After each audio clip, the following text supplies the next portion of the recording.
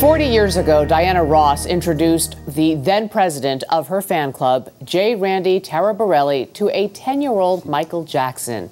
They became friends long before Randy wrote the definitive biography of the singer entitled Michael Jackson, The Magic, the Madness, the Whole Story. Randy has now updated the book. Randy, good morning. Good morning, Julie. I think you just told my age, but that's okay. I'm sorry. Okay. Hopefully people aren't thinking with the right. math this that's morning not calculated yet, right? The updated portion of your book is just known simply as The Final Years, and you describe those final years as Michael Jackson's happiest years of his life. Why? Well, you know, I talked to him twice during those final years, Julie, and, you know, those are the years that he got to spend with his kids. Those were the years that he was not focused on his career, but he was focused on his family. And it was really the first time in his life that being #1 on the charts and being #1 in the performance industry was not his main concern. And thank goodness, you know, that he had those years with his kids. And I think in many respects, those were his best years.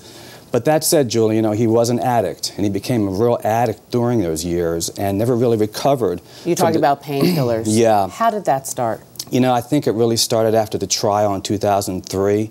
I mean, he had a dependency on pain medications prior to that time. But after the trial, and you and I talked about that trial many times right here, the addiction just became so severe, he never recovered from the emotional trauma of that trial. When was the last time you talked to Michael Jackson? Oh, it was about 2 years ago. And what was his state of mind like then? Well, you know, he seemed to be happy. I mean, he seemed to really be excited about the time that he was having with his kids. And, you know, in the recent 6 months, he was very, very excited about the comeback tour that he was about to do.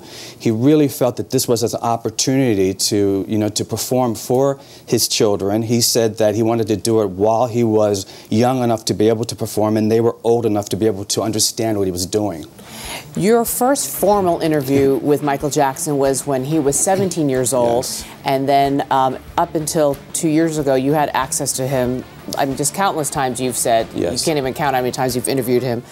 To the people who've never met him and fans, we think he led an odd life.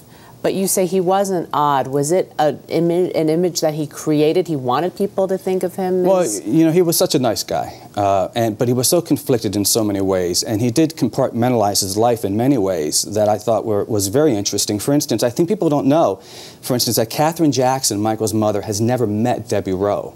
I think that is so astonishing considering what's going on right now. And when they see each other today, if they do see each other at court today, it'll be the first time that they ever met. And Michael and Debbie Rowe were married for 3 years, so it just shows you how strange, you know, his life was. Why didn't the two women ever meet? And how would you describe the marriage he had with Debbie Rowe?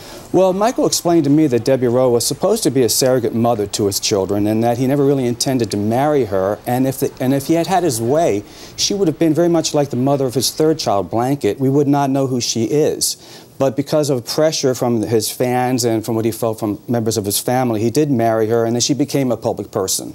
Did Michael ever describe to you, did he ever say he indeed is the biological father of his 3 children? Yes, he did. He just stated that's fact, that he is the dad. Yes, Michael Jackson stated that many times, that he was the father, and I really think that it's a mystery question, but in so many ways, obviously, he was the father. I mean, he loved those children, and he cared for them, and as far as they were concerned, he was daddy. In the final seconds, describe to me the marriage between him and Lisa Marie Presley. You know what? That was the real relationship for Michael Jackson. He told me so many times that he had such strong emotion and feelings for Lisa Marie, and though many people in the public thought that that was a publicity stunt and something that was, you know, a sham in many ways, it really wasn't. I've got to tell you, Julie, that was the love of his life. So what broke it apart? You know, pressure.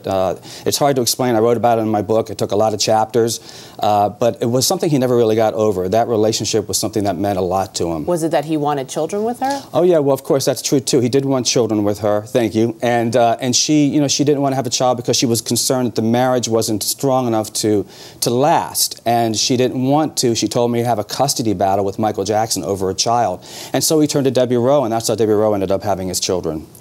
J. Randy Taraborrelli, thank you. Thank you, Julie. It's great to see you. Great to see you, too.